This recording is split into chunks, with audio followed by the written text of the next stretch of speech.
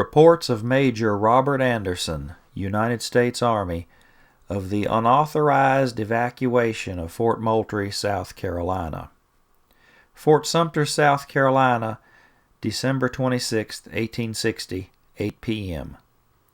Colonel, I have the honor to report that I have just completed, by the blessing of God, the removal to this fort of all of my garrison, except the surgeon, 4 non-commissioned officers, and 7 men. We have 1 year's supply of hospital stores and about 4 months' supply of provisions for my command. I left orders to have all the guns at Fort Moultrie spiked and the carriages of the 32-pounders, which are old, destroyed. I have sent orders to Captain Foster, who remains at Fort Moultrie, to destroy all the ammunition which he cannot send over. The step which I have taken was, in my opinion, necessary to prevent the effusion of blood. Respectfully, your obedient servant, Robert Anderson.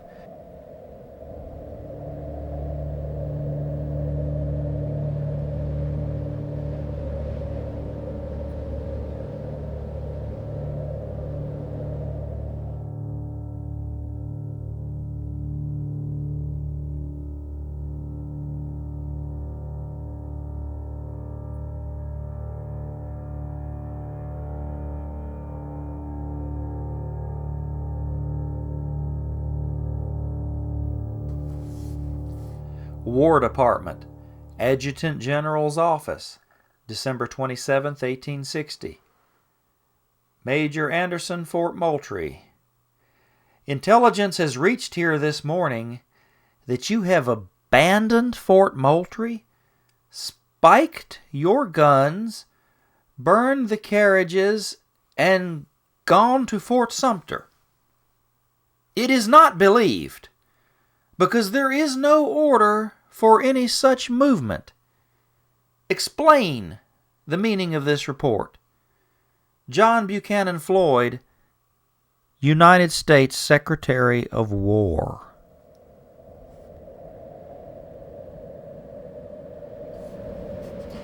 Charleston, December 27, 1860.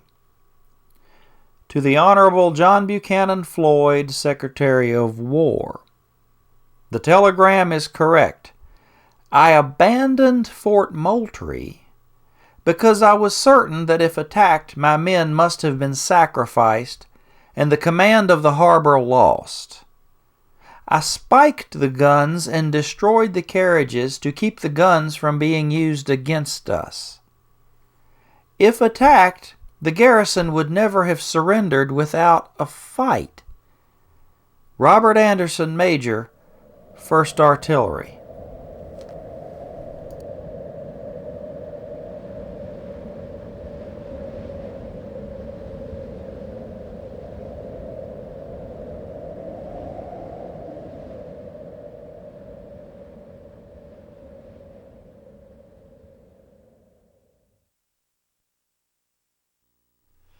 Fort Sumter, South Carolina, December 27, 1860. Colonel, I had the honor to reply this afternoon to the telegram of the Honorable Secretary of War, John Buchanan Floyd, in reference to the abandonment of Fort Moultrie. In addition to the reasons given in my telegram and in my letter of last night, I will add as my opinion that many things convinced me that the authorities of the state designed to proceed to a hostile act.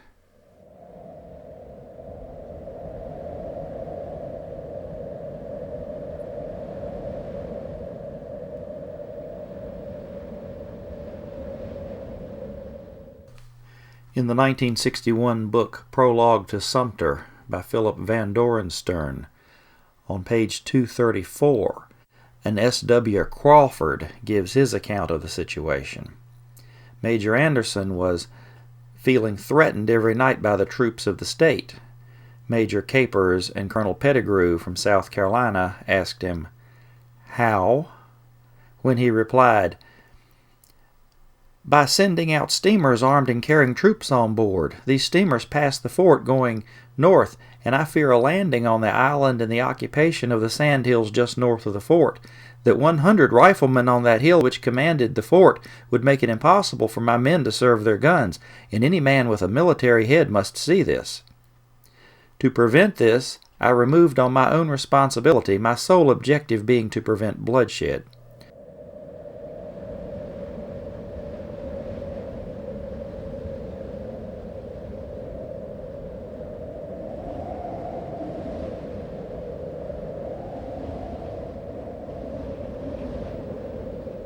Major Capers replied that the steamer was sent out for patrol purposes, and as much to prevent disorder among his own people as to ascertain whether any irregular attempt was being made to reinforce the fort, and that the idea of attacking him, quote, was never entertained by the little squad who patrolled the harbor, unquote.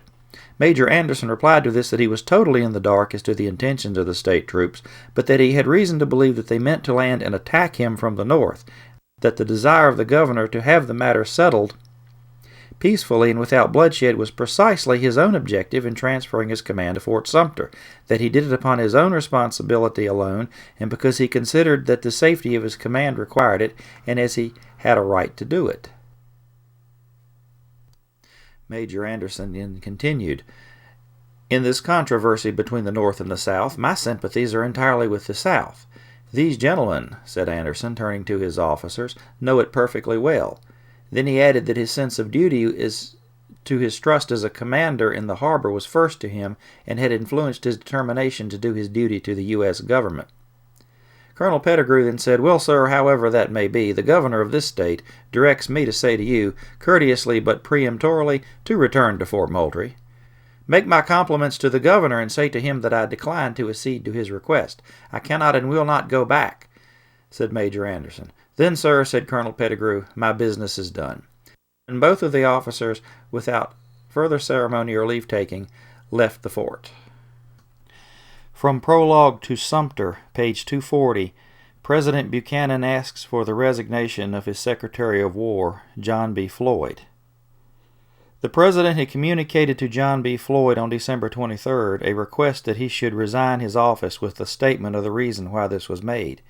When he heard this request, he displayed much feeling, but said he would comply with the President's wishes. It is proper to state the reason for this request. There was apparently some misappropriation of money in the form of Indian trust funds in which John Buchanan Floyd had been implicated. A judicial committee was convened to study the matter, and John Buchanan Floyd was examined as a witness. Now, because he was examined as a witness, a January 24, 1857 act of Congress made it impossible for him to also be tried as a defendant, because none shall be held to answer criminally in any court of justice in a proceeding in which he has previously testified as a witness. Secretary Floyd's apparent complicity with this fraudulent transaction covered him with suspicion, and whether this were well-founded or ill-founded, rendered it impossible, in the opinion of the President, that he should remain in the cabinet, and hence the request that he should resign.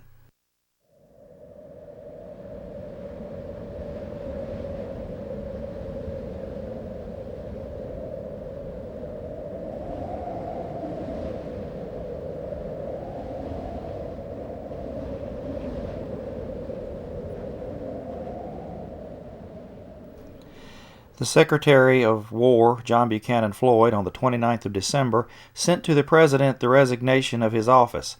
By this he offered to discharge its duties until his successor should be appointed.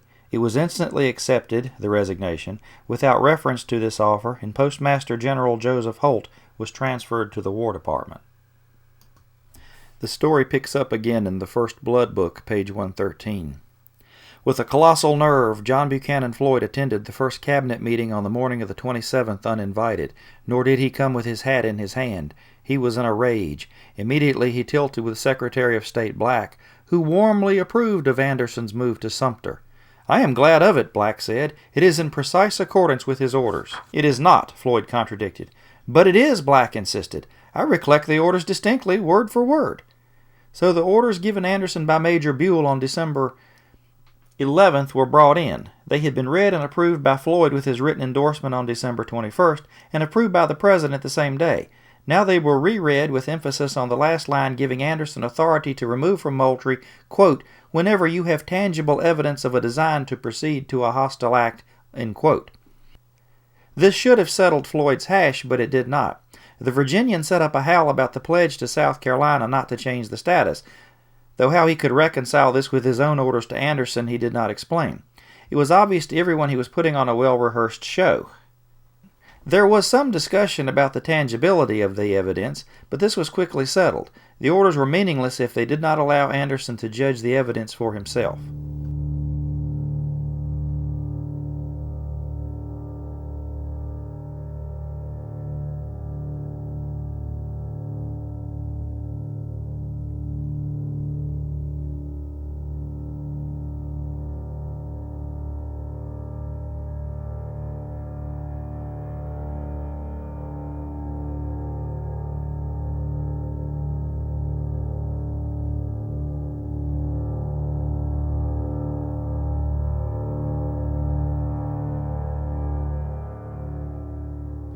Heatedly, John Buchanan Floyd insisted that the only step that could avert war and save the administration's integrity was to remove the garrison of Major Robert Anderson from Charleston entirely.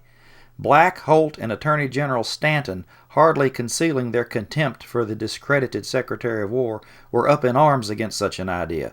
To take that course would be a crime equaling Benedict Arnold's, Stanton declared, and anyone participating in it should be hanged like his accomplice Andre.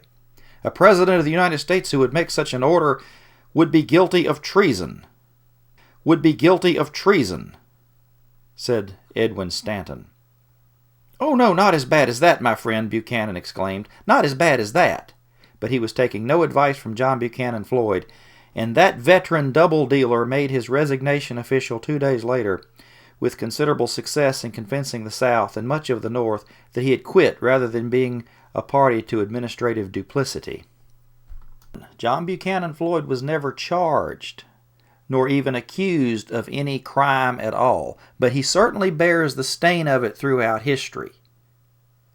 Could it have had to do with the fact that he was one of the few remaining people in the government of the United States who actually believed the South was in the right? So apparently Major Robert Anderson does not have the right to move his command to any fort he deems proper on his own mere motion. But it must be upon the condition of a perceived threat. He was, in fact, under orders not to unnecessarily provoke any problem in the Charleston harbor during this time. In the first instance, Buell's order to Major Robert Anderson was if he had tangible evidence, not whenever he felt like moving his command wherever he chose.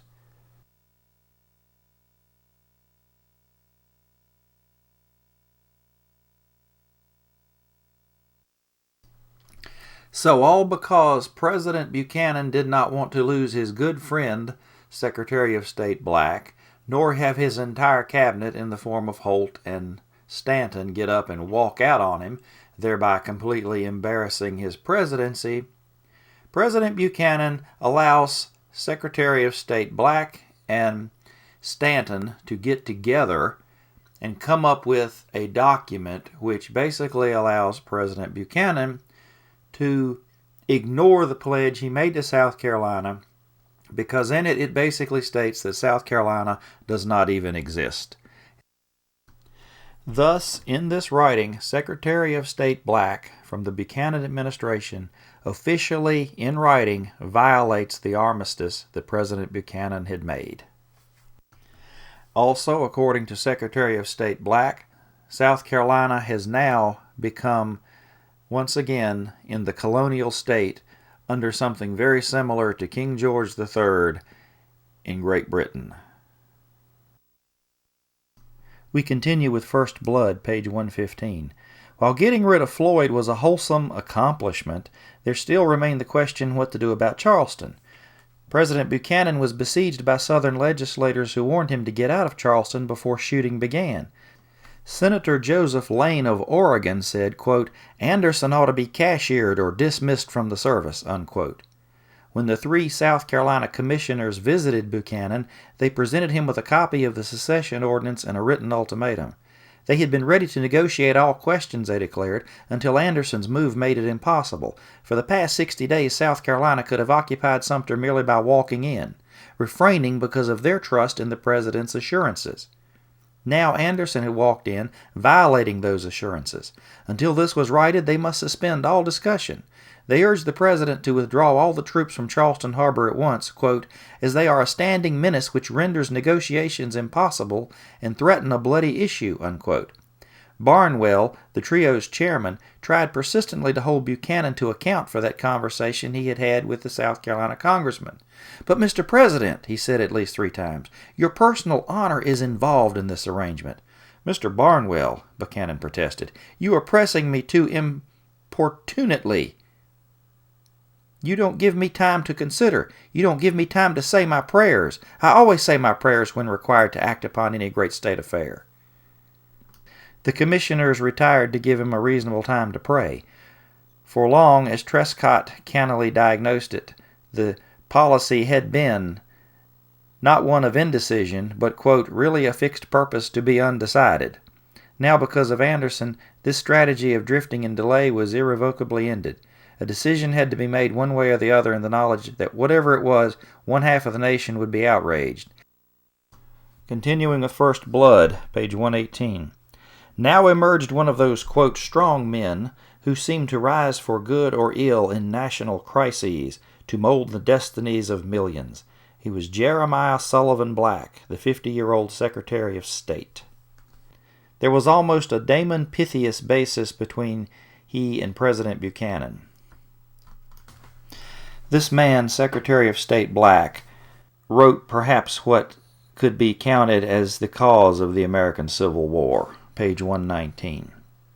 Buchanan pointed out the need for avoiding war with the North divided, the Army pitifully small, and a hostile Congress refusing to do anything about it. He also apparently admitted that to some extent he had made an agreement and his honor was involved. Black was adamant. There was a long discussion before the President capitulated. He gave Black the letter and told him to suggest changes, even though the Secretary and his changes would mean virtually rewriting. But Black must hurry because the reply would have to be ready by nightfall. The Secretary of State hastened to Attorney General Stanton's office. There he wrote as fast as he could, with Stanton copying as the sheets were tossed at him. When Black finished, he had read the President a lesson in governmental law, as well as presenting a vivid, clear picture of one man's analysis of the crisis that was giving the nation the shakes. He wrote in part, quote, the President erred in seeming to acknowledge that South Carolina had a right to be represented in negotiations with the United States government. There could legally be no negotiation with them. The forts in the harbor of Charleston belong to this government, are its own, and cannot be given up. It is true they might be surrendered to a superior force, but Fort Sumter is impregnable and cannot be taken if defended as it should be. It is a thing of the last importance that should be maintained, if all the power of this nation can do it. The implied assent of the President to the accusation which the commissioners make of a compact with South Carolina, by which he was bound not to take whatever measures he saw fit for the defense of the forts, ought to be stricken out. The paper signed by the late members of Congress from South Carolina does not bear any such construction. The fact that he pledged himself in any such way cannot be true. The remote expression of a doubt about Major Anderson's perfect propriety of behavior should be carefully avoided. He is not only a gallant and meritorious officer, who is entitled to a fair hearing before he is condemned, he has saved the country, I solemnly believe, when its day was darkest and its peril most extreme. He has done everything that mortal man could do to repair that fatal error which the administration have committed in not sending troops down to hold all the forts. He has kept the strongest one. He still commands the harbor. It is a strange assumption of right on the part of that state, South Carolina, to say that the United States troops must remain in the weakest position they can find in the harbor. It is not a menace of South Carolina, or of Charleston, or any menace at all. It is simply self-defense. If South Carolina does not attack Major Anderson, no human being will be injured, for there certainly can be no reason to believe that he will commence hostilities. I entreat the President to order the Brooklyn and the Macedonia to Charleston without the least delay, and in the meantime send a trusty messenger to Major Anderson to let him know that his government will not desert him. The reinforcement of troops from New York or Old Point Comfort should follow immediately. If this be done at once, all may yet be not well, but comparatively safe. If not, I can see nothing before us but disaster and ruin for the country. Quote, until he read that paper, Buchanan had been a gentleman trying to be nice to everyone, and specially careful not to offend his Democratic friends in the South. Those are the conservatives. He told a friend, quote, if I withdraw Anderson from Sumter, I can travel home to Wheatland by the light of my own burning effigies. He also feared another very possible result, impeachment. This was no mere incident in Charleston Harbor that confronted him. It was massive revolution. Major Anderson in Fort Sumter was the only visible token that the administration meant to oppose the revolution with anything more than polite protest. Anderson would have to stay. Lieutenant General Winfield Scott begged the President to send 250 recruits from New York Harbor to reinforce Fort Sumter, together with some extra muskets or rifles, ammunition, and subsistence stores. This would be the Star of the West fiasco. In the obviously pro-Northern book First Blood, the story of Fort Sumter by W.A. Swanberg, we are treated to the following. Chapter 13, Blessings on You Anyhow. In occupying Sumter, Anderson had no idea that he had prostrated President Buchanan, convulsed the cabinet, forced out the secretaries of War and the Interior, brought apoplexy to the South Carolina commissioners, created hysteria in the nation's newsrooms, and sent a thrill of exultation into the hearts of millions of Northerners. Now this has to be predicated here. The Northerners he's speaking of are the Northern Socialists. There are also millions of other conservative Northerners who are just as apoplectic as the ones from South Carolina. He makes the assertion here just below. For weeks, Northern patriots had smoldered at Carolinian cheek and chafed as they felt the Union to be crumbling through default of resistance by the Buchanan administration. For weeks they had yearned for stout action, hungered for a hero. Now they had both the action and the hero. On page 133, Major Robert Anderson, normally seen as meek and mild, lets out a lot of his own inner hostility in the following statement to Robert Gordon. Quote, the governor does not know how entirely the commerce and intercourse of Charleston by sea are in my power. From Fort Sumter. He wrote Gordon, I could, if so disposed, annoy and embarrass the Charlestonians much more than they can me. With my guns I can close the harbor completely to the access of all large vessels, and I might even cut off the lights so as to seal the approach entirely by night. I do hope that nothing will occur to add to the bad feeling which exists in the city. No one has a right to be angry with me for my action.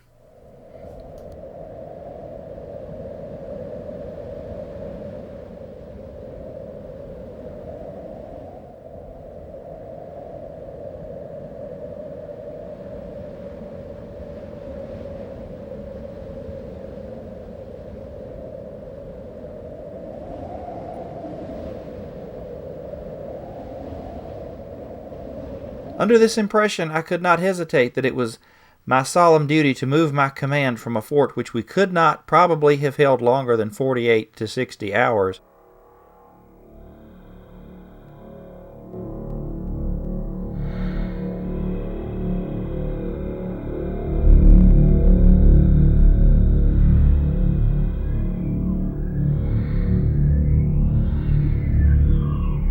To this one, where my power of resistance is increased to a very great degree.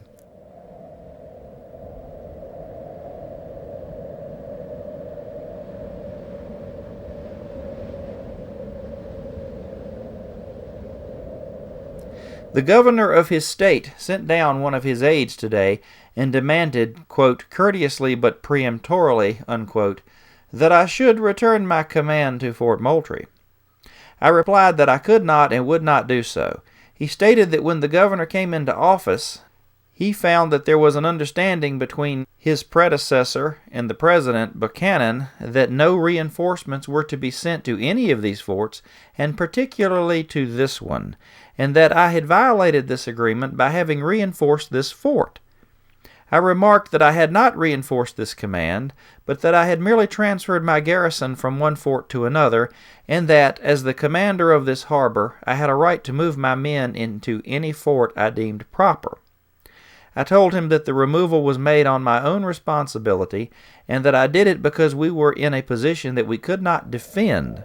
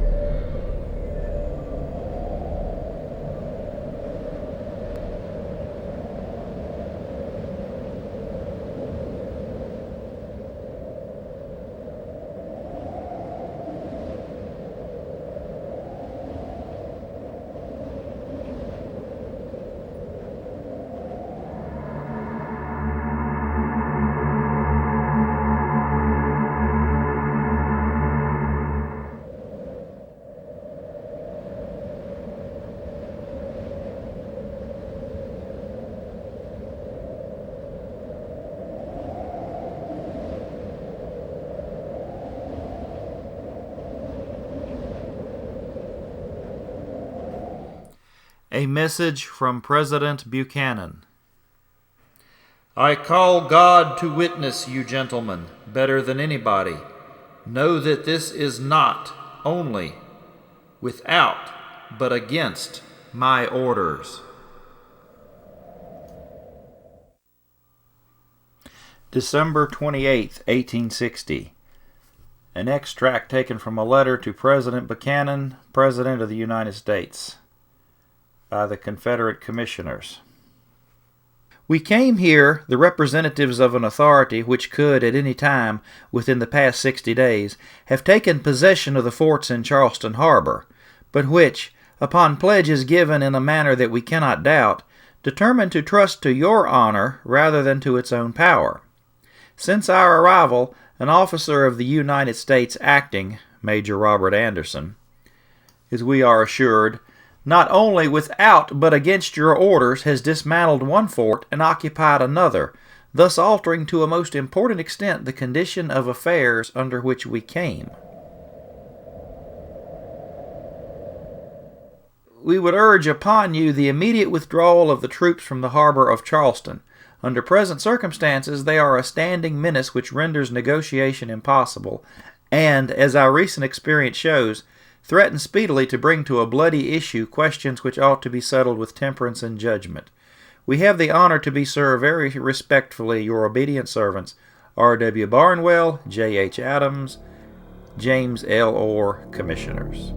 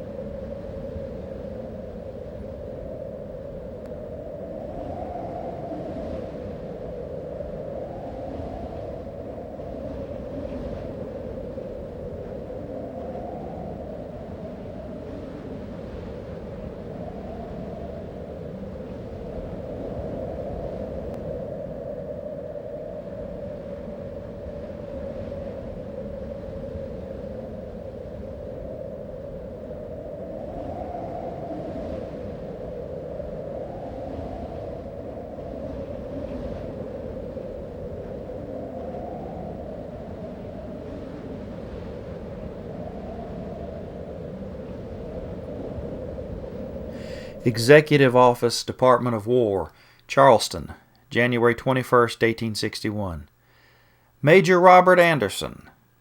Sir, in offering to permit you to purchase in this city, through the instrumentality of an officer of the state, such fresh supplies of provisions as you might need, His Excellency the Governor was influenced solely by considerations of courtesy, and if he had no other motive for refusing to you, any of your garrison, free access to the city to procure such supplies, he would have been moved by prudential reasons for the safety of your people, in preventing a collision between them and our own citizens.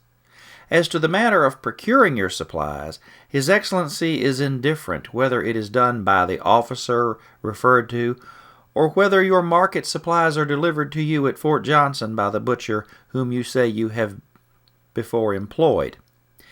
It is only insisted on that the supplies, if sent, shall be carried over in a boat under an officer of the state, who takes to Fort Johnson your daily mails. His Excellency desires me to say that he willingly accedes to your request as to the women and children in Fort Sumter, and that he will afford every facility in his power to enable you to remove them from the fort at any time, and in any manner that will be most agreeable to them. I am, sir, respectfully yours, D.F. Jameson.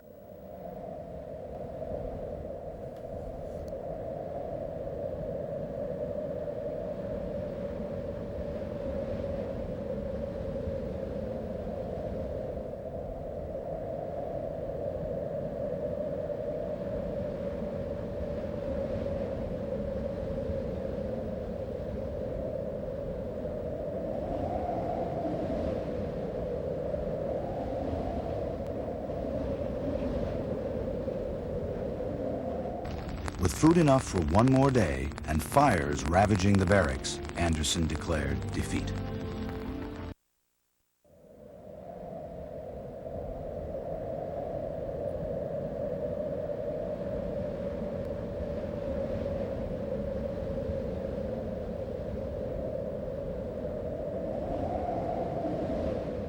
America's Caesar, page 378. Secretary Jameson had arranged for, quote, 200 pounds of beef and a lot of vegetables, unquote, to be sent over to the fort, which Anderson refused to accept. At this point, Anderson was given free access to the Charleston markets to purchase provisions at his own discretion. This amiable arrangement having been established, Anderson realized that interference from Washington would be a grave mistake, and even wrote to Adjutant General Cooper on 30 January 1861, quote, I do hope that no attempt will be made by our friends in the North to throw supplies in. Their doing so would do more harm than good, unquote. On the 17th of March, Anderson indicated that he was, quote, satisfied with the existing arrangement, unquote, and on the 1st of April, 2nd Lieutenant Norman J. Hall reported to Anderson that there was, quote, at least 35 days of comfortable subsistence for the command, unquote. Thus, the U.S. government's own records not only prove that Anderson's men were well provisioned all along, but it also shows the popular caricature of the Southern Carolinians as fire-eaters, set to inaugurate bloodshed at the slightest provocation, to be utterly false.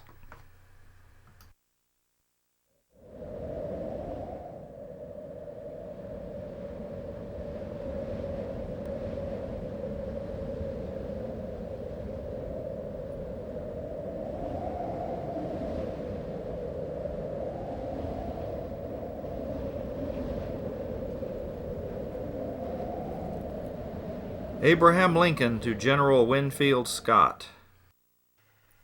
Please present my respects to the General and tell him confidentially I shall be obliged to him to be as well prepared as he can to either hold or retake the forts, as the case may require, at or after my inauguration.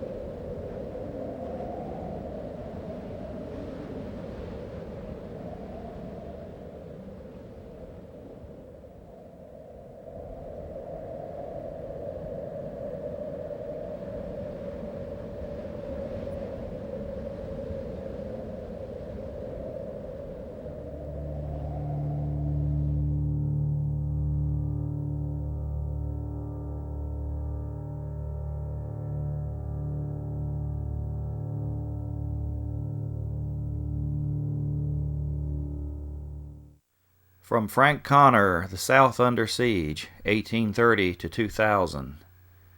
Page 114. Lincoln chooses Fort Sumter as his bait. On 9 January 1861, near the end of President Buchanan's administration, the commanding general of the U.S. Army, Lieutenant General Winfield Scott, sent a merchant vessel, the Star of the West, on a secret mission to reinforce Major Anderson's force with 250 additional soldiers. But Southerners in Washington had gotten word of the mission, and the South Carolinians were ready.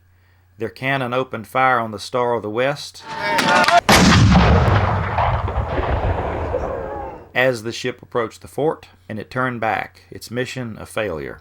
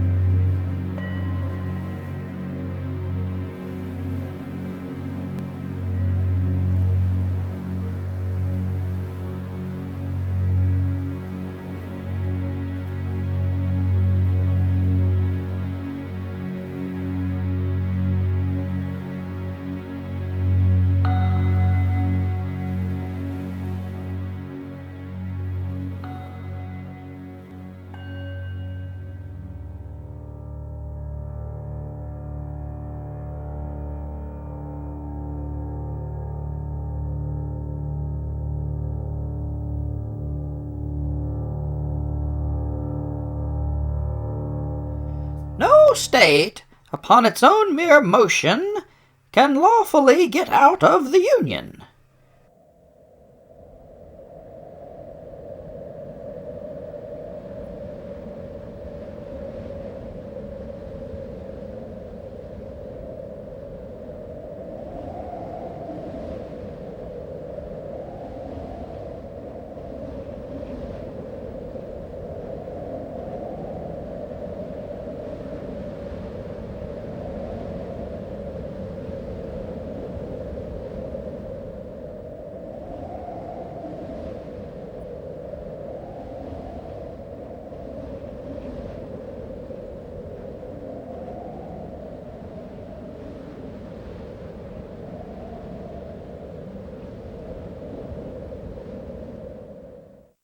Ordinances to that effect are legally void.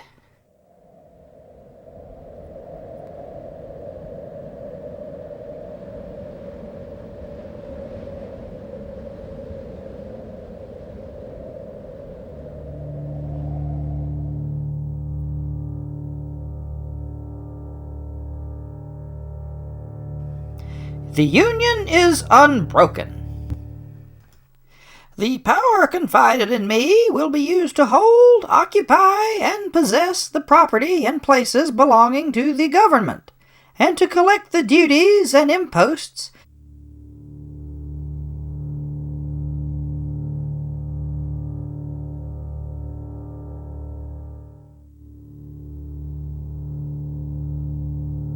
but beyond what may be necessary for these objects, there will be no invasion, no using of force against or among the people anywhere.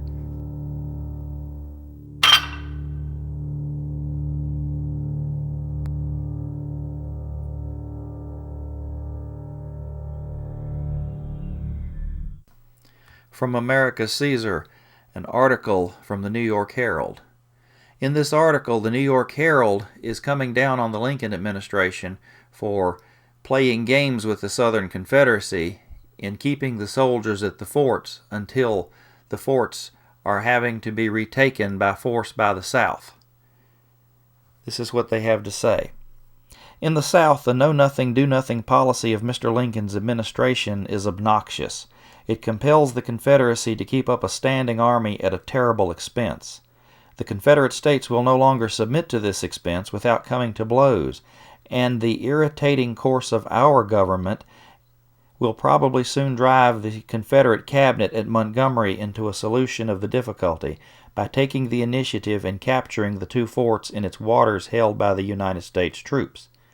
This, we have no doubt, is what Mr. Lincoln wants, for it would give him the opportunity of throwing upon the Southern Confederacy the responsibility of commencing hostilities. But the country and posterity will hold him just as responsible as if he struck the first blow. The provocation to assault is often more culpable than the assault itself. From present appearances, we know what we may expect in the future. We see that all professions of peace uttered by Mr. Lincoln were mere idle talk, or else made to lull the country into a state of false security till the administration was ready to strike a blow. Our fervent prayer is that those enemies of their country, i.e. Mr. Lincoln, who cry for blood, may be disappointed, but of this there seems now to be little hope. From the Baltimore Sun. The inaugural, as a whole, breathes the spirit of mischief. It is only a conditional conservatism. The argumentation of the address is puerile. Indeed, it has no quality entitled to the dignity of an argument. It is a shaky specimen of special pleading, by way of justifying the unrighteous character and deeds of the fanaticism which, lifted into power, may be guilty as it is capable of any atrocities. There is no Union spirit in the address. It is sectional and mischievous, and studiously withholds any sign of recognition of that equality of the states upon which the Union can alone be maintained. If it means what it says, it is the death knell and requiem of the Union and the death of hope.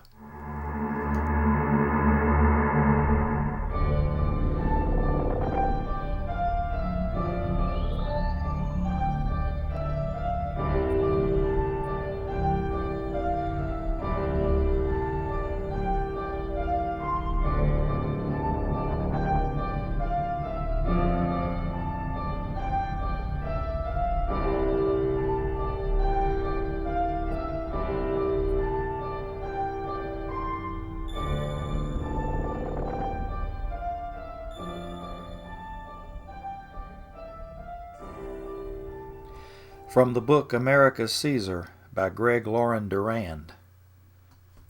Taken from Colonel John B. Baldwin's sworn testimony. You have been president a month today. To hold it, the fort, in the present condition of force, there is an invitation to assault. Go upon higher ground than that. The better ground than that is to make a concession of an asserted right in the interest of peace. Well, said Lincoln, what about the revenue? What would I do about the collection of duties? I said, Sir, how much do you expect to collect in a year? He said, 50 or 60 millions. Why, sir, I said, 4 times 60 is 240. Say 250 million would be the revenue of your term of the presidency. What is that but a drop in the bucket compared with the cost of such a war as we are threatened with? Let it all go if necessary. He said something or other about feeding the troops at Sumter. I told him that would not do. I said, you know perfectly well that the people of Charleston have been feeding them all right. That is not what they are at. They are asserting a right. They will feed the troops and fight them while they are feeding them. They are after the assertion of a right. Now the only way you can manage them is to withdraw from the means of making a blow until time for reflection, time for influence which can be brought to bear, can be gained and settle the matter. If you do not take this course, if there is a gun fired at Sumter, I do not care on which side it is fired, the thing is gone." "Oh," he said, "sir, that is impossible." "Sir," I said, "if there is a gun fired at Fort Sumter, as sure as there is a God in heaven, the thing is gone. Virginia herself, strong as the Union majority in the convention is now, will be out in 48 hours.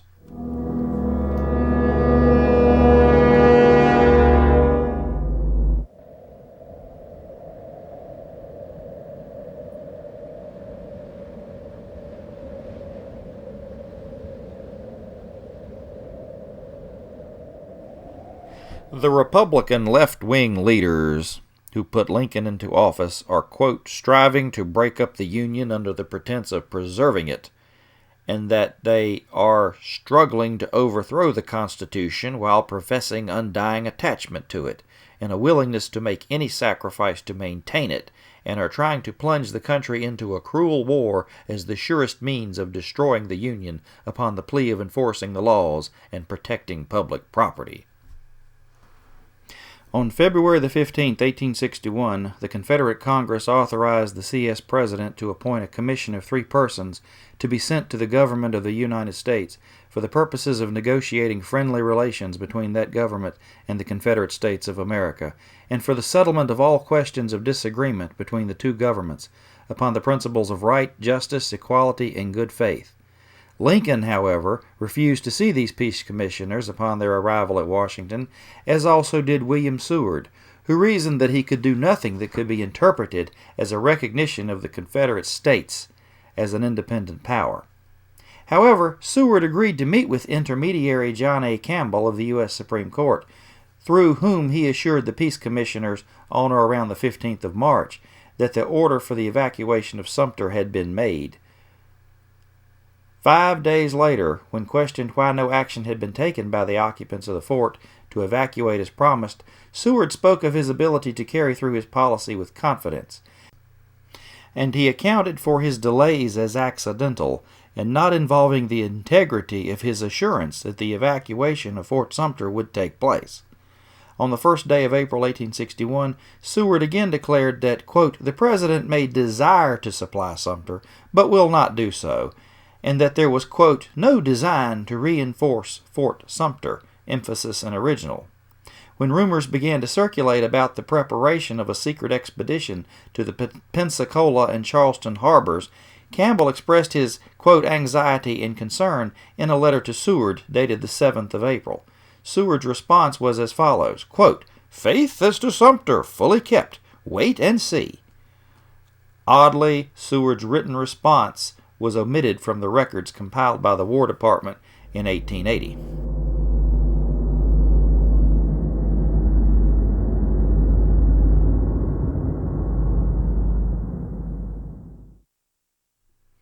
And now the telegraph dispatches from about 30 days prior to the reinforcement invasion of Fort Sumter, with particular attention paid to the vacillations of the United States government.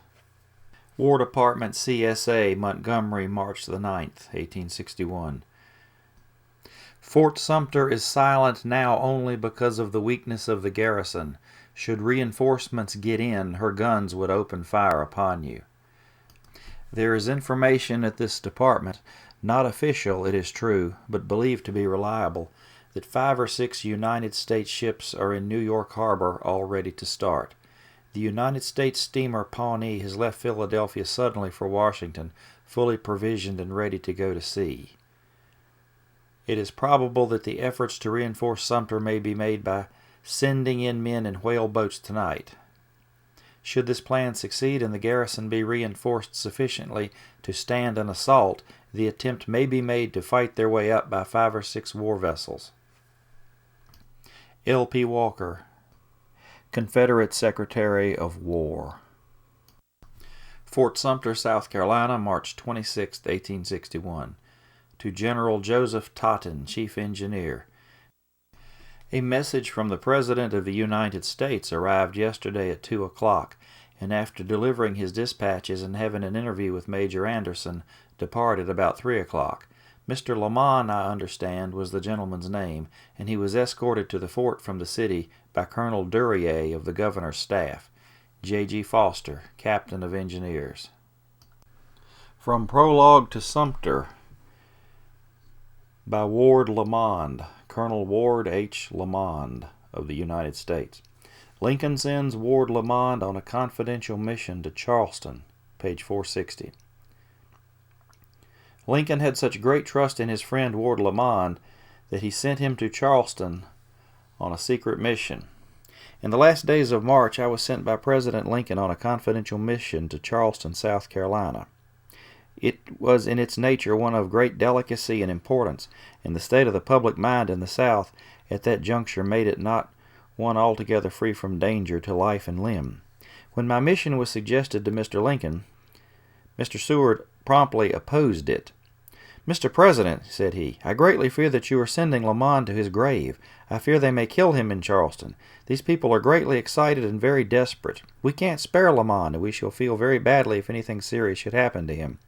"Mr. Secretary," replied Mr. Lincoln, "I have known Lamond to be in many a close place, and he has never been in one that he didn't get out of. By jing, I'll risk him. Go, Lamond, and God bless you.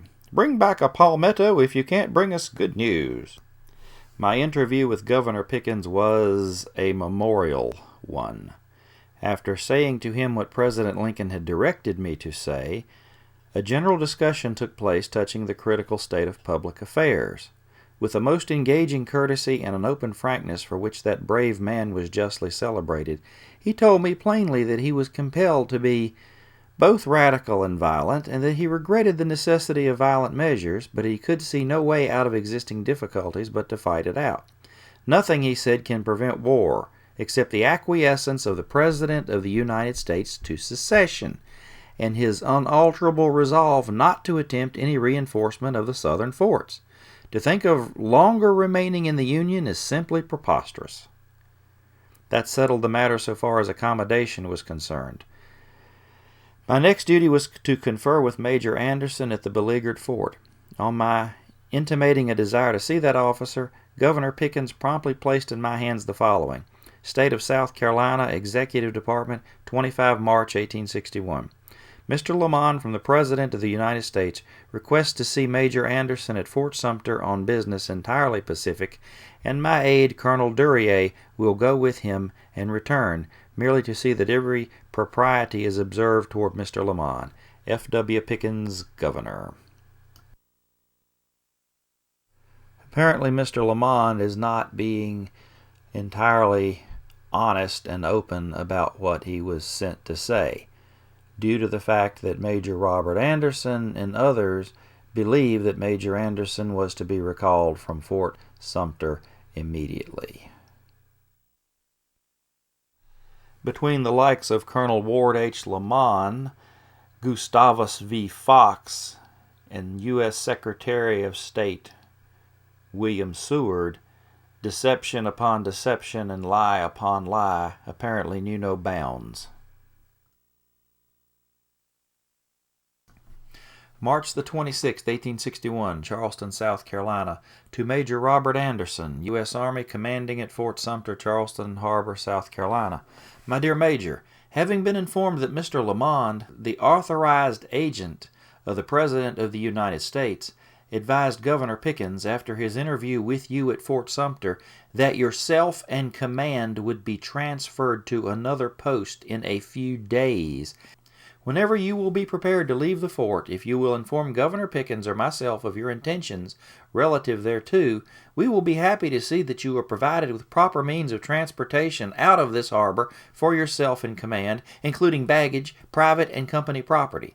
All that will be required of you on account of the public rumors that have reached us will be your word of honor as an officer and a gentleman that the fort, all public property therein, its armament, etc., shall remain in their present condition without any arrangements or preparation for their destruction or injury after you shall have left the fort.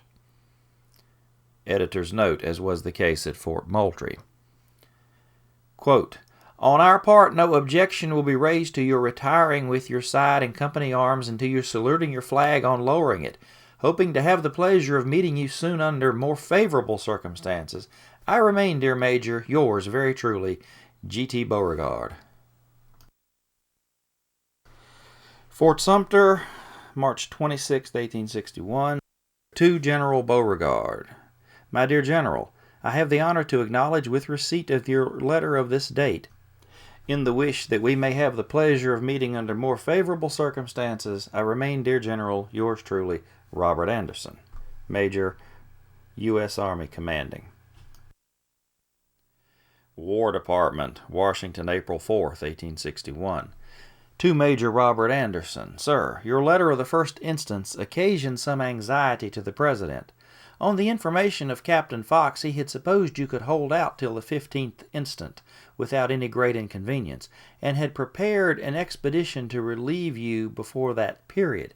Hoping still that you will be able to sustain yourself till the 11th or 12th, the expedition will go forward, and finding your flag flying, will attempt to provision you, and in case the effort is resisted, will endeavor also to reinforce you. You will therefore hold out, if possible, till the arrival of the expedition. It is not, however, the intention of the President to subject your command to any danger or hardship beyond what in your judgment would be usual in military life, and he is in entire confidence that you will act as becomes a patriot and soldier under all circumstances. Whatever, if at all, in your judgment to save yourself in command, a capitulation becomes necessary, you are authorized to make it. Respectfully, Simon Cameron, U.S. Secretary of War. War Department, Washington, April 4th, 1861. To Captain G.V. Fox, Gustavus V. Fox. Sir, it having been decided to reinforce Fort Sumter, you have been selected for this important duty.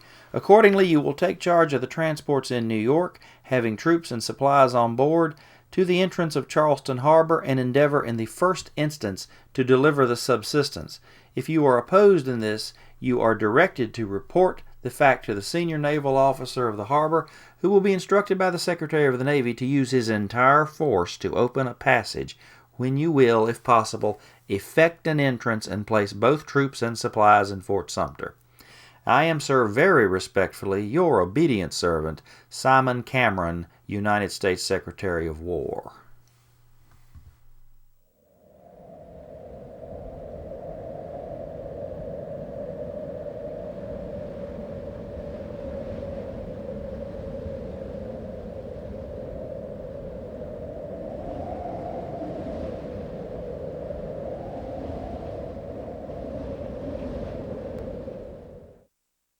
Headquarters of the Army, Washington, D.C., April 4th. To Lieutenant Colonel Henry L. Scott. This letter will be handed to you by Captain G.V. Fox.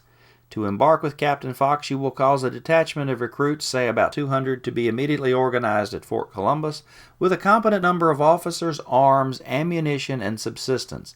A large surplus of the latter, indeed, as great as the vessels of the expedition can take, with other necessaries, will be needed for the augmented garrison of Fort Sumter. The subsistence and other supplies should be assorted like those which were provided by you and Captain Ward of the Navy for a former expedition. Respectfully yours, General Winfield Scott. Fort Sumter, South Carolina, April 4th. To Colonel L. Thomas, Adjutant General, U.S. Army. Colonel, the remarks made to me by Colonel Lamon, taken in connection with the tenor of newspaper articles, have induced me, as stated in previous communications, to believe that orders would soon be issued for my abandoning this fort. I am, Colonel, very respectfully your obedient servant, Major Robert Anderson, Major, 1st Artillery Commanding. Fort Sumter, South Carolina, April 6, 1861. To Colonel Thomas, Adjutant General, USA. A mortar battery near Mount Pleasant is firing shells this morning. I have also called the General's attention to that firing, as some of the shells have burst nearer to us than is safe. The truth is that the sooner we are out of this harbor, the better. Our flag runs an hourly risk of being insulted, and my hands are tied by my orders, and if that was not the case, I have not the power to protect it. God grant that neither I nor any other officer of our army may again be placed in a position of such mortification and humiliation. I am, Colonel, very respectfully your obedient servant, Major Robert Anderson, 1st Artillery Commanding. Charleston, South Carolina, April 7th, 1861. To Major Robert Anderson. Dear Major, your letter dated yesterday was received by me this morning, and I regret to learn that the firing from the mortar battery at Mount Pleasant yesterday was so directed as to render the explosion of the shells dangerous to the occupants of Fort Sumter.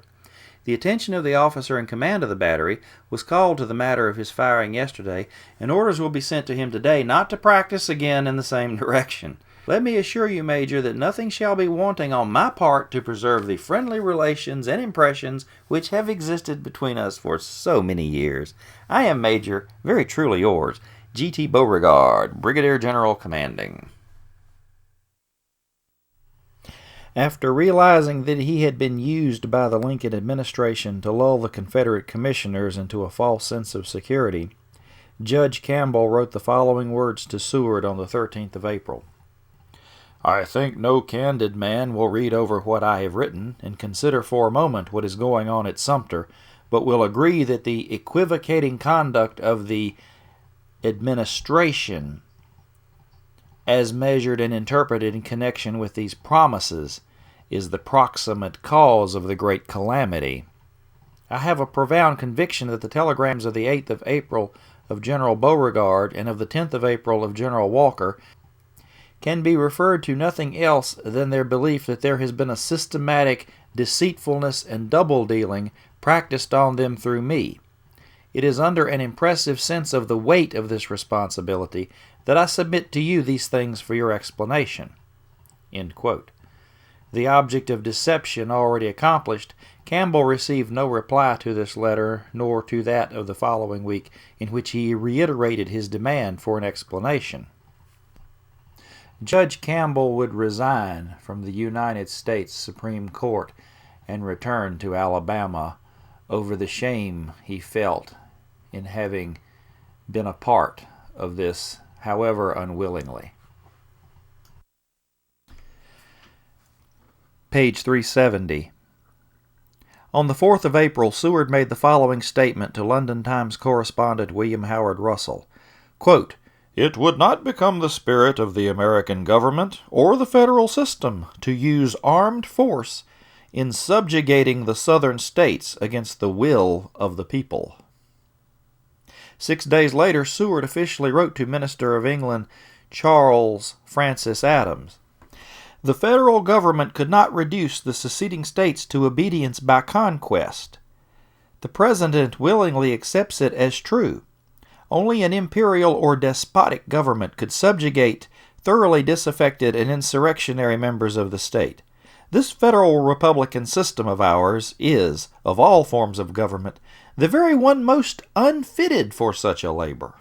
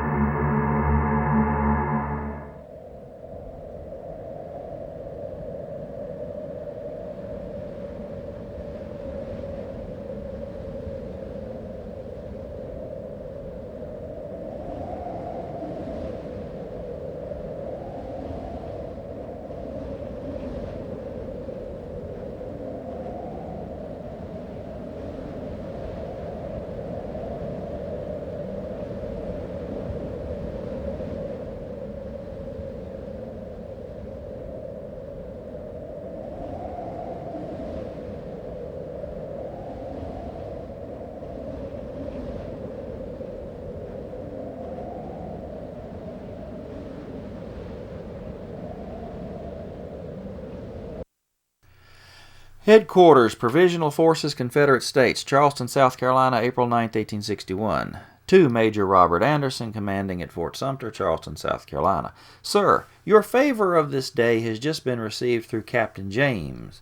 The private letters you refer to in the mail of yesterday were sent to their destination, but the public ones were sent to the Confederate government at Montgomery, Alabama, in return for the treachery of Mr. Gustavus V. Fox, who has been reported to have violated his word given to Governor Pickens before visiting Fort Sumter. I remain, sir, very respectfully, your obedient servant, G.T. Beauregard, Brigadier General Commanding.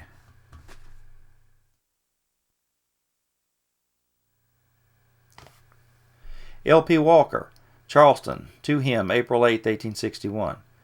Authorized messenger from Lincoln just informed Governor Pickens and myself that provisions would be sent to Sumter peaceably, otherwise by force.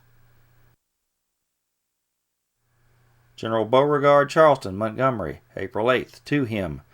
Under no circumstances are you to allow provisions to be sent to Fort Sumter. L.P. Walker. April 9, 1861, to the President of the Confederate States, Jefferson Davis. My dear sir, I send by the bearer important dispatches to the Secretary of War and beg to call your immediate attention to them. The bearer is Colonel Hayne, an aide of mine, and will return immediately to me. If you have anything particular to General Beauregard or myself, you can trust it to him and he will bring it back immediately. Since I enclose the dispatch of the Secretary of War, Major Anderson has written a polite note to General Beauregard requesting that the letters be taken from the mail might be returned, as he had been notified that his mails would be stopped entirely. The general returned for answer that the private letters had been sent to their destination, but the official letters were sent to the Confederate government because rumors well established indicated that Mr. Fox had violated his faith to me in visiting the fort under the guarantee of Captain Hartstein, who went with him. The pledge was that he visited Major Anderson by authority for pacific purposes only. You see that the present scheme for supplying the fort is Mr. Fox's. I thought that the attempt will be made tonight, and we have doubled our steamboats on the harbor and bar. Since I wrote to the War Department, we have increased the forces on Morris Island to 2,100 men. I hope we are not mistaken, but at any rate we will try and do our duty. I trust that we are ready. If they come, we will give them a cordial reception such as will ring through this country, I think. With great esteem, yours truly, F.W. Pickens, Governor. To the Honorable Mr. Walker, Secretary of War, April 9, 1861. Sir, at the request of General Beauregard, I enclosed the within. I took possession of the mails this morning from Sumter and retained the packages marked official. These are all sent you.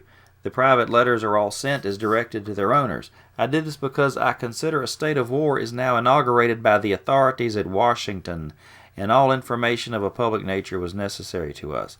The mails and all intercourse of any kind with Sumter are now forbidden, and I immediately refused Captain Talbot any interview with Major Anderson, and is also his request to be restored to his command in the fort. I called in General Beauregard and made Captain Talbot and Mr. Chew repeat in his presence what they had said and what the former desired as to Sumter, and General Beauregard entirely and immediately concurred. You will see by these letters of Major Anderson how it is intended to be to supply the fort, but by God's providence we will, I trust, be prepared for them, and if they approach with war vessels also, I think you will hear of as bloody a fight as ever occurred. We expect the attack at about 6 o'clock in the morning on account of the tide. Very respectfully, F.W. Pickens. April 8th, to Colonel L. Thomas, Adjutant General, U.S. Army. Colonel, I have the honor to receive by yesterday's mail the letter of the Honorable Secretary of War, Simon Cameron, dated April 4th, and confess that what he there states surprises me very greatly, following as it does and contradicting so positively the assurance Mr. Crawford telegraphed he was authorized to make. I trust that this matter will at once be put in a correct light, as a movement made now, when the South has been erroneously informed that none such will be attempted, would produce most disastrous results throughout our country. It is, of course, now too late for me to give any advice in reference to the proposed scheme of Captain Fox. I fear that its result cannot fail to be disastrous to all concerned. Even with his boat at our walls, the loss of life, I think I mentioned to Mr. Fox, in unloading her will more than pay for the good to be accomplished by the expedition, which keeps us if I can maintain possession of this work out of position, surrounded by strong works, which must be carried to make this fort of the least value to the United States government. We have not enough oil to keep a light in the lantern for one night. The boats will have therefore to rely at night entirely upon other marks. I ought to have been informed that this expedition was to come. Colonel Lamont's remark convinced me that the idea, merely hinted at to me by Captain Fox, would not be carried out. We shall strive to do our duty, though I frankly say that my heart is not in the war, which I see is to be thus commenced.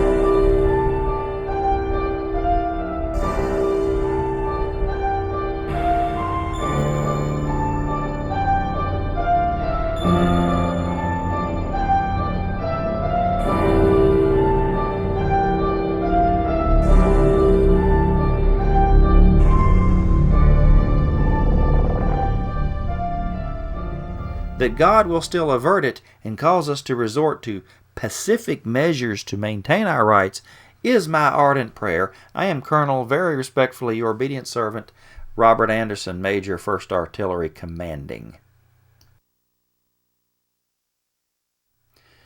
Montgomery, April 10, 1861, to General Beauregard.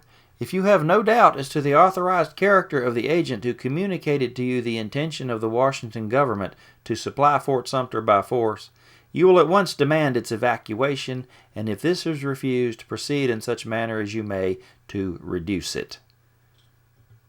Answer, L.P. Walker. To L.P. Walker, from Charleston, April 10, 1861, the demand will be made tomorrow at 12 o'clock. G.T. Beauregard, Brigadier General.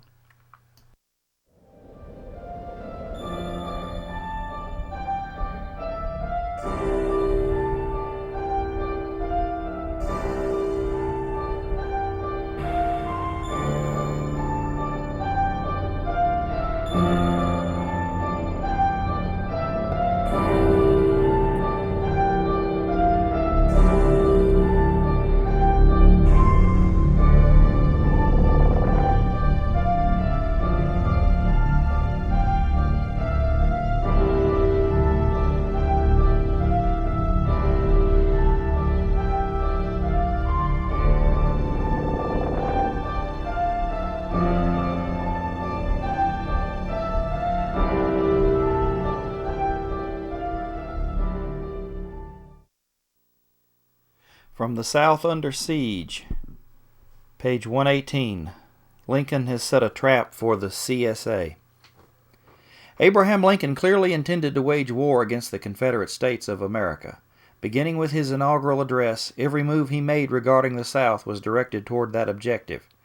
Now, by sending the U.S. Navy to Fort Sumter, he had forced upon President Davis a situation to which there were only three possible responses.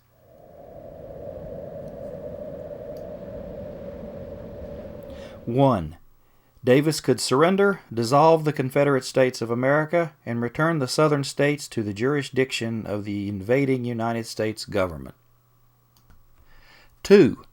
President Davis could continue to proclaim the autonomy of the Confederacy, but allow the U.S. Navy to reinforce Fort Sumter unimpeded, pretending that this was not an act of war. However, Lincoln had declared unmistakably his intent to wage war against the Confederacy, and his present move was an act of war. If Davis allowed him to get away with that, Lincoln would undoubtedly reinforce Fort Pickens at Pensacola next, which he did, and then reoccupy the other southern coastal forts now manned by Confederates, until by some other means he finally forced Davis to fight. The longer Davis delayed, the stronger the U.S. forces would become militarily in the South, and the more difficult it would be for the CSA to win the inevitable war. 3. Davis could prevent Lincoln from reinforcing Fort Sumter. If Davis waited until the U.S. Navy began the reinforcement of the fort before making his move, Beauregard's artillery would have to fight both the fort and the U.S. Navy warships at the same time, and his men might not succeed. But if Beauregard captured the fort before the Navy arrived, then he stood a better chance of defeating the naval force too. Lincoln had stacked the deck carefully, such that Davis was left with only one real choice: capture the fort immediately. Upon learning of Lincoln's treachery, the Confederate government at Montgomery, Alabama, authorized General Beauregard in Charleston to demand the surrender of Fort Sumter. The official dispatch to Major Anderson reads as follows: Headquarters Provisional Army, CSA, April 11, 1861. Sir, the government of the Confederate States has hitherto forborne from any hostile demonstration against Fort Sumter in the hope that the government of the United States, with a view to the amicable adjustment of all questions between the two governments and to avert the calamities of war, would voluntarily evacuate it. There was reason at one time to believe that such would be the course pursued by the government of the United States, and under that impression my government has refrained from making any demand for the surrender of the fort. But the Confederate States can no longer delay assuming actual possession of a fortification commanding the entrance of one of their harbors, and necessary to its defense and security. I am ordered by the government of the Confederate States to demand the evacuation of Fort Sumter. The flag which you have upheld so long and with so much fortitude, under the most trying circumstances, may be saluted by you on taking it down. I am, sir, very respectfully, your obedient servant, G.T. Beauregard, Brigadier General Commanding.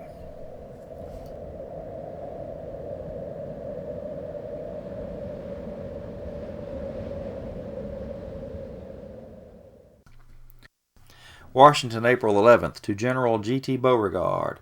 The Tribune of today declares the main objective of the expedition to be the relief of Sumter, and that a force will be landed which will overcome all opposition.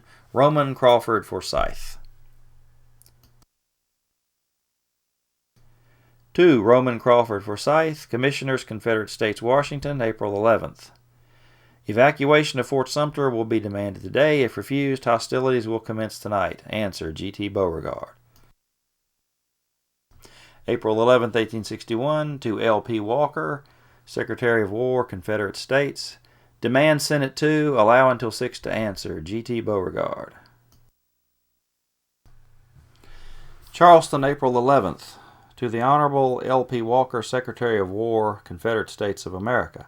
Major Anderson replies, quote, I have the honor to acknowledge the receipt of your communication demanding the evacuation of this fort, and to say in reply thereto that it is a demand with which I regret that my sense of honor and my obligations to my government prevent my compliance.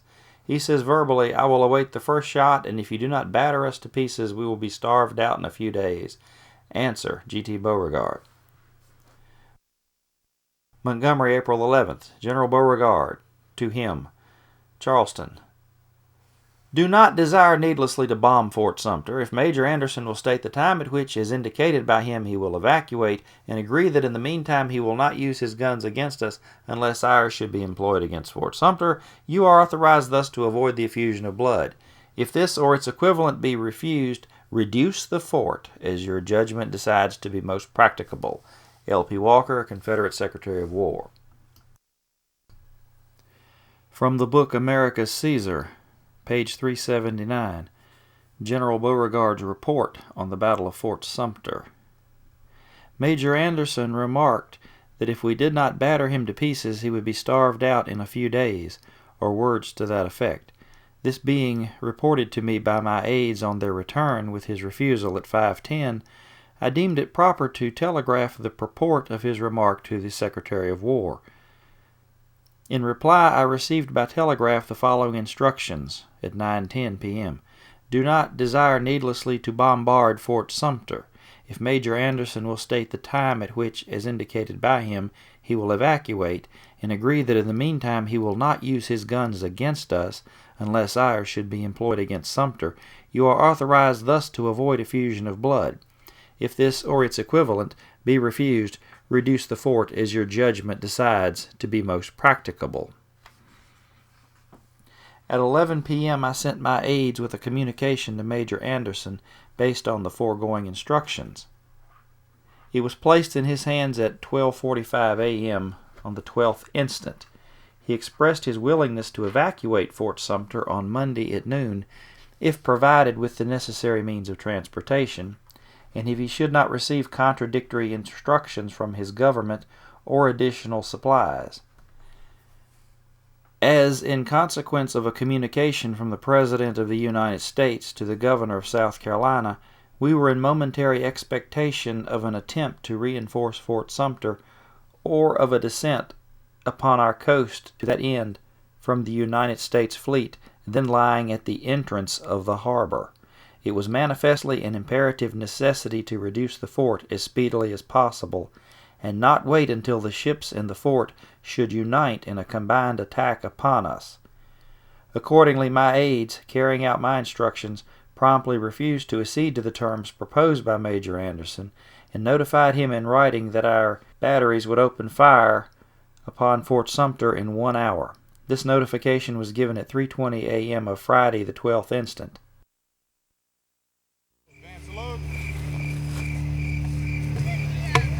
Ram!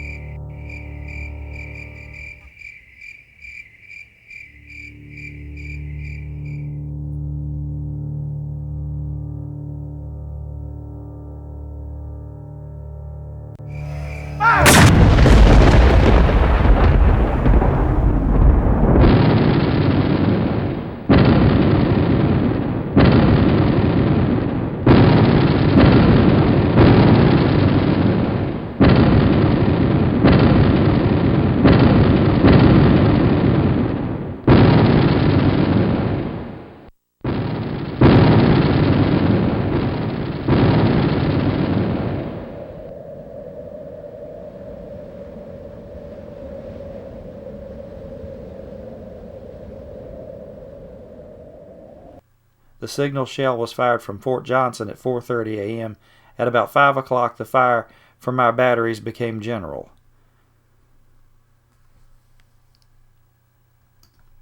At about 1:30 p.m., it being reported to me that the U.S. flag was down, and the conflagration from the large volume of smoke being apparently on the increase, I sent 3 of my aides with a message to Major Anderson to the effect that, seeing his flag no longer flying, his quarters in flames, and supposing him to be in distress, I desired to offer him any assistance he might stand in need of.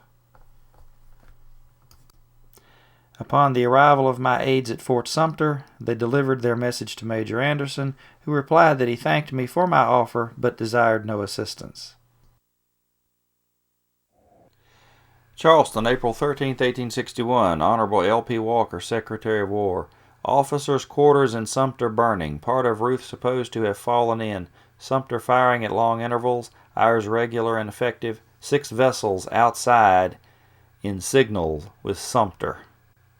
G.T. Beauregard. Charleston, April 13, 1861. Honorable L.P. Walker. Anderson has hauled down the United States flag on Sumter and run up white flag. Fort has been burning for several hours from the effect of shells. 2 explosions have been produced by shells. He has ceased firing some time, and fire of all batteries have been continuous till now, 3 o'clock. Aides have been sent by Beauregard to Sumter. R.B. Rhett, Jr. April 13th, Charleston, South Carolina, to Governor Pickens. Dear Governor, I have sent Major Jones, Captain Hartston, and Colonel Miles, and Pryor to Major Anderson to tell him that I offer him the same terms that I did on the 11th, and that a vessel or steamer would be sent to him in the morning to take him to the steamer outside, and that he must be responsible in the meantime for the fort. Otherwise, I would put 4 companies of artillery in there tonight. I also told Captain Hartstein to go to the fleet and tell them that the fort was now ours, but under the safekeeping of Major Anderson, and that no attack could be made upon it by them. In the morning I will order 2 of Colonel Ripley's companies and 2 of de Saussure's to take possession of Fort Sumter. Respectfully, your obedient servant, G.T. Beauregard. April 13, 1861, Honorable L.P. Walker. Anderson surrenders to the Confederate government unconditionally, but I have granted him the same terms as on the 11th instant. Quote, all proper facilities will be afforded for removal of yourself in command, together with company arms and property, and all private property, to any post in the United States you may elect, G.T. Beauregard. April 13th, to L.P. Walker, Secretary of War. We take possession of Fort Sumter tomorrow morning. I allowed Major Anderson the privilege of saluting his flag. No one killed on our side, G.T. Beauregard. Montgomery, April 13th, to General Beauregard. Accept my congratulations. You have won your spurs. How many guns can you spare for Pensacola? L.P. Walker. Charleston, April 14th. Honorable L.P. Walker. I have possession of Sumter. Anderson and garrison on Isabel going in morning. None killed, 2 wounded. Quarters in ruins. Interior fort damaged. Armament still effective against entrance to channel. G.T. Beauregard. From the South Under Siege, page 120. Thereafter, Lincoln wrote to Fox, jubilantly proclaiming the mission a success. He ended his letter by saying, quote, you and I both anticipated that the cause of the country would be advanced by making the attempt to provision Fort Sumter, even if it should fail. And it is no small consolation now to feel that our anticipation is justified by the result. Lincoln also told Orville Browning, an old political ally from Illinois, the plan succeeded. They attacked Sumter, it fell, and thus did more service than it otherwise could.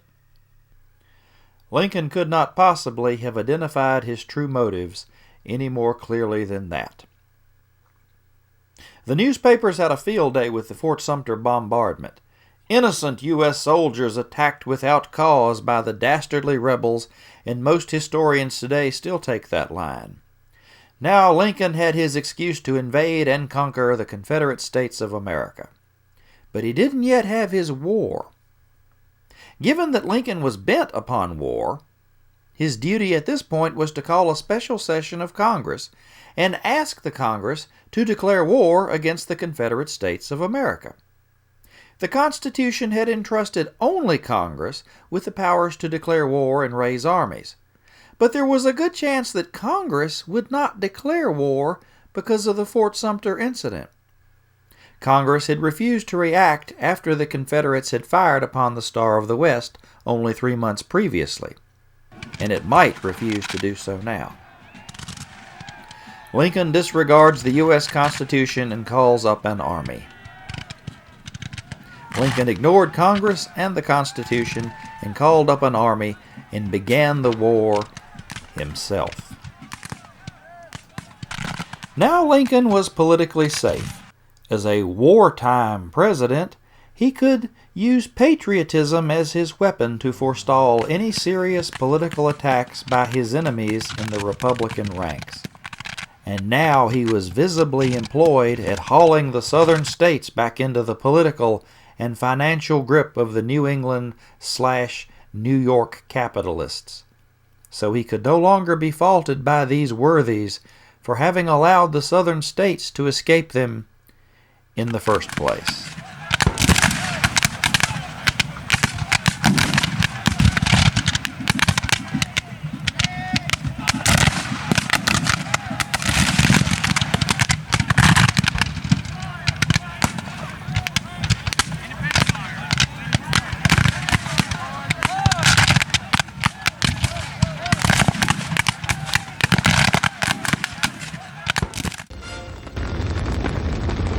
Anderson had honored his country as long as he could. Lincoln's warships never made it to Sumter.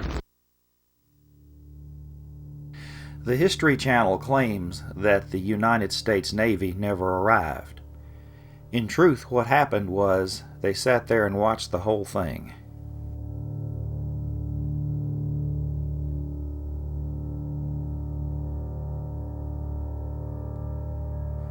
At this point, Major Anderson must have realized that he had been betrayed.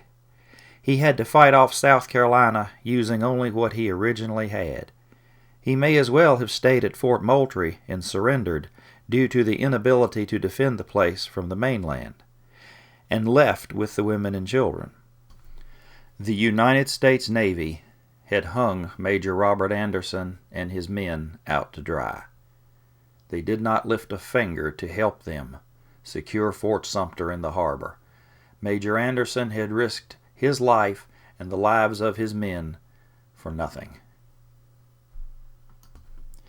When the fighting was over, these same warships transported Major Anderson and his surrendered garrison back to the north. Again, South Carolina, eager to maintain whatever was left of relations, did not take these men prisoner and allowed them to leave on their own. Lincoln had used him to start a war. Lincoln did not need the Constitution nor Congress to declare a war. All he needed were northern newspapers to create a panic and mislead the public as to what really happened at Fort Sumter.